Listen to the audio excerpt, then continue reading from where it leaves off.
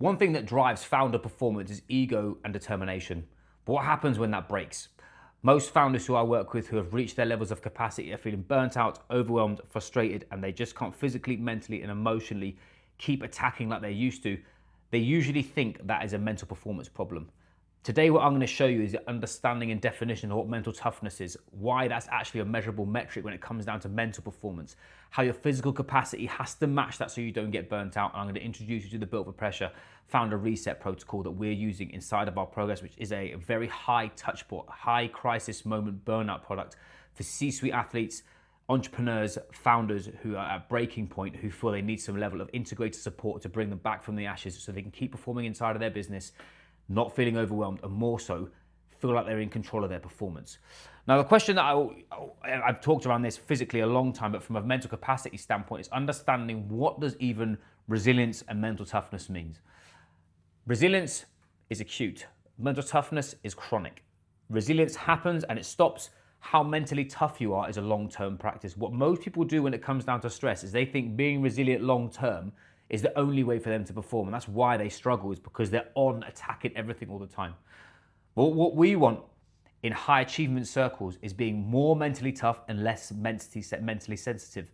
Now, this is derived from the AQR International framework that I'm now getting qualified in around mental toughness. And what I'm gonna do in today's video is I'm gonna go through my mental toughness scores, because instead of me just throwing it back at you with long-winded words, and I'm going to actually show you real time my development practice on my mental toughness, how I'm improving on the mental sensitive side of things, is you have to have both. Just to be clear, if you think that if you're a 10 out of 10 on mental toughness, that's you're susceptible to burnout, is because you can't see absolutely anything and you can't step back. I'll show you that afterwards. So mental toughness so like I said, this is long-term high-level mental performance. Is cut into 4 key areas. You have commitment, you have challenge, you have confidence, and you have control. You've got 8 subsections. In commitment, we have 2 pieces. We've got achievement goal orientation, which is actually your driver to want to achieve the thing, and actually how well can you stay on the goal is goal orientation. So want and need are the 2 different things.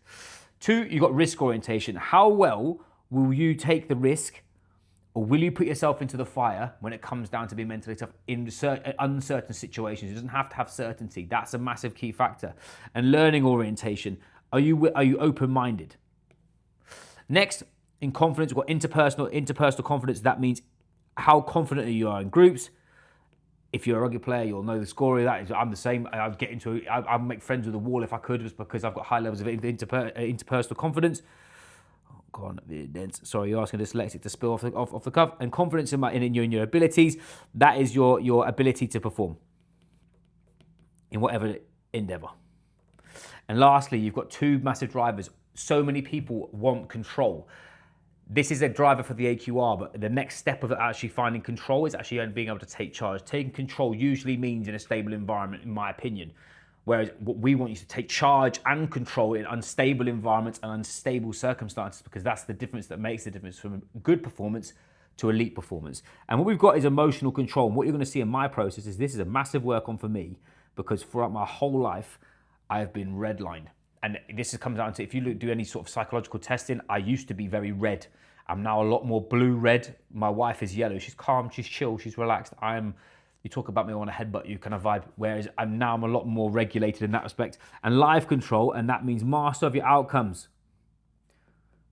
Are you in control of your life, or is your life in control of you? That's a huge difference for most people inside of this scenario. When it comes down to burnout, everything becomes tunnel vision. And what that means is that your level of focus narrows and you can't see anything that is on the outside of that. Now, what we want to do when it comes down to performance is not a square. Performance is a cube. This is, you're testing my drawing abilities here, but look at that, bang. Performance is 3D. That's the difference that makes a difference. And think about that from an aggression standpoint. If it is, you are that mentally tough and it's point and shoot, nothing else, you can't see anything else but the one thing that's facing you.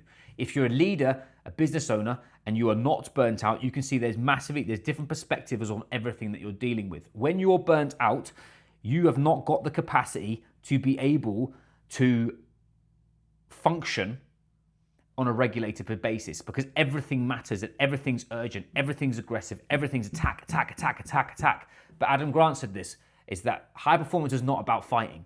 High performance is a dance. There's a position where you need to push, there's a position where you need to pull. And that's the key that's going to allow you to build sustainable performance underneath your process. Build that foundation of optimal performance for us to go, do you know what? Right, we're peaking here, we've got to do this. That is the key to your problem. And that's why most people, when they are burnt out, they can't see it. My scoring system, and this is what happens. Now, someone who comes into build for pressure, in phase 2, we start doing mental toughness testing and resilience testing on you from a psychological standpoint. The reason why, at the start of somebody's journey, most systems underneath their performance are fractured and not stable. Asking someone just to measure everything and manage everything when they haven't got a stable foundation or a big enough foundation is the reason why that they struggle. Hence why we have a stability phase, we then have an expanding phase, an optimization phase, and then a govern phase. After that govern phase, we can start looking at more mental performance, mental toughness practices. But for my drivers, what you'll see here, this is a summary. I'm not going to go too deep into it. I'm just going to show you I've shown you what this means up here. But for me personally, I am an 8 out of 10 on the mental toughness scale. Okay, like I said, if you're 10 out of 10, you're a high achieving, goal-oriented individual, but you're very susceptible to burnout because you're too tough for your own good and you can't regulate yourself. And that's the issue why you get burnt out, injured, frustrated, is because you can't stop, pause, and reflect. In the control sector, the biggest thing that I need to work on is my emotional control. When I get, at the moment, as any new parents out there will know, is that me trying not to lose my rag is real when it comes down to bedtime. And it's something that is deeply ingrained in me. I'm a lot more aware of it. But for a long time, emotion got me to where I wanted to. And a lot of high achieving individuals are in that position. I mean, I played elite level sport, I've come back from career-ending injuries. I've done everything, I've done stereotype underdog, told everybody, anyone told me I couldn't do it, I was gonna do it. But that's a big part of my practice for the emotional drivers piece. And this, for me, this is a perception thing. Now, perception is actually how I see the world.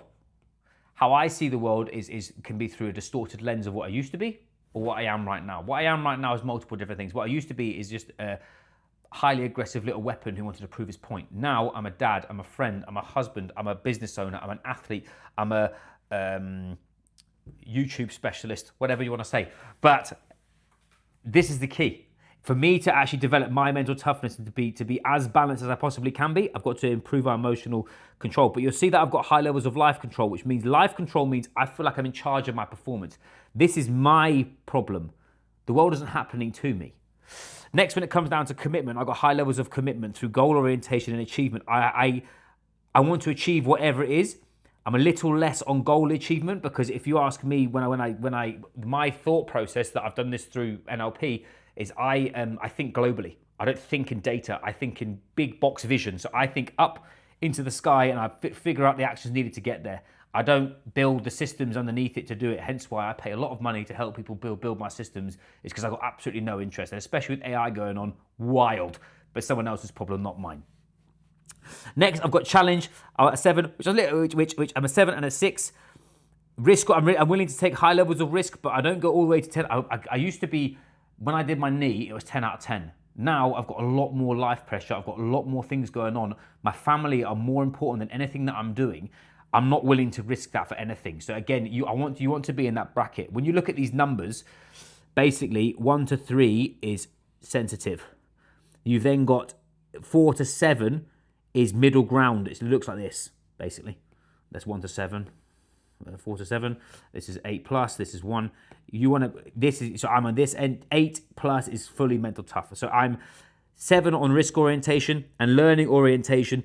It's a phase of my life at the moment where I've done so much education, so much development, that I spent the last 3 years developing my company. And actually, to be honest, right now, something that I've worked on for me to become an even better specialist, even more of a craftsman, because my whole career has been based around being the best coach. I've actually just recommitted a shitload of money back into development, because for me right now, the name of the game for consultancy is not about how much information I can give you. It's about how many results I can get with the least amount of input that you need, because that is key for development and key for your performance as well as mine. So this is actually, this is a big driver of my learning. This is a big driver of my earning. And then lastly is confidence. I've got high levels of confidence in my abilities and interpersonal confidence. I thrive in teams because I absolutely love problem solving and I love people. We live in a day and age where you don't need many people. You could live on your phone, and this is one of the reasons why even my mental health, it needs to be monitored, is on the basis of I spend days on a computer developing a product and realize why I'm pissed is because I haven't spent any time with my mates. Massively important. And confidence in my abilities. Remember, you cannot have confidence without courage. Impossible. Confidence is past reflection. Courage is future projection. Because if you're like me and you're wired and you want to develop new things and push your limits and do all this cool stuff into uncertainty, actually you need courage to start and the resilience and the toughness to endure.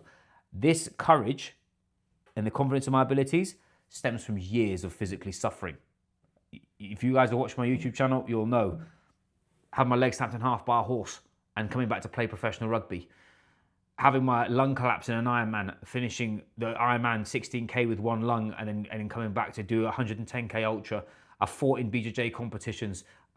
From a training standpoint, I still train at a very elite standard from a numbers standpoint. That's not me blowing my trumpet. That's me saying, from a numbers standpoint, I still lift as heavy and more so than I've ever done before because I have the courage to commit to what I'm doing. And when I do commit to it, I dive. So anyway, I digress. That's a little nudge on what mental toughness is. That's also a little bit of a snapshot understanding of how I'm going to be working with customers inside of Built for Pressure long term, of how to not only from a physiological standpoint have metrics they can manage and KPIs for their physical performance, but how to actually develop mental toughness real time that is scalable, measurable, and key performance indicator driven in comparison to some wushu book that's going to give you some 3-step framework. This is elite level science and at the forefront of what it means to be built for pressure. So anyway, I digress. If you'd like to learn more about what we do or any of these tests that I've used, DM me the word test underneath or BFP, either of those two words, and I'll send you the relevant documents. And I appreciate you watching this, and I'll catch you soon.